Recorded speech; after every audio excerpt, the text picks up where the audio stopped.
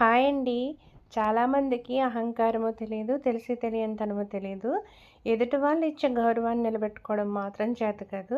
మనకి ఒకళ్ళు గౌరవం ఇస్తున్నారంటే వాళ్ళకి ఎందుకు పనికిరాని వాళ్ళనో, లేదంటే మనమేదో గొప్ప స్థాయిలో ఉన్నామనో, మన వెనకాలన్న వాటిని చూసి గౌరవించేస్తున్నారని ఇలా ఫీల్ అయిపోతూ ఉంటారు కొంతమంది. కాకపోతే ఏంటంటే మనము గొప్పవాళ్ళమే అవ్వచ్చు. కానీ మన ఎదుటి వాళ్ళు మనకంటే గొప్పవాళ్ళై ఉండొచ్చు కదండీ! వాళ్ళకి ఏముంది? ఏం లేదు.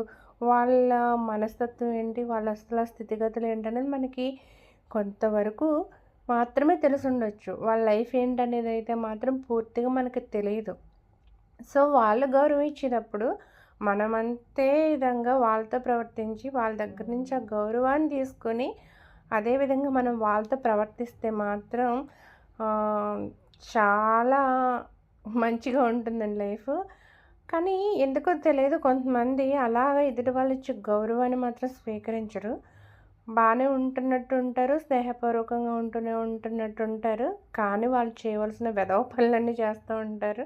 వాళ్ళు ఏం చేసినా కూడా పక్క వాళ్ళ మీదకి పెట్టేయడం, పక్క వాళ్ళ మీద తోసేయడం ఇలానే ఉంటూ ఉంటారు. ఆహ్, ఇలా అయితే నాకు ఒక 2, 3 సందర్భాల్లో అయితే ఎదురయింది. సో, ఆత్మాభిమానం కలిగిన వాళ్ళెవరైనా సరే దానికైతే ఒప్పుకోరు. కరాకండిగా మొహమాటం లేకుండా ఎదుటి వాళ్ళెవ్వరైనా సరే అది ఆ విషయాన్నయితే అక్కడితో తేల్చుకుంటారండి. నేనైతే ఇలాగే చేస్తాను. ఎందుకంటే మన తప్పు లేనప్పుడు మనం ఒకళ్ళకి భయపడవలసిన పని లేదని నేనంటాను.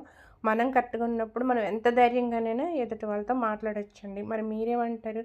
కామెంట్ చేయండి. వీడియో నచ్చితే లైక్ చేయండి, షేర్ చేయండి. Bye bye.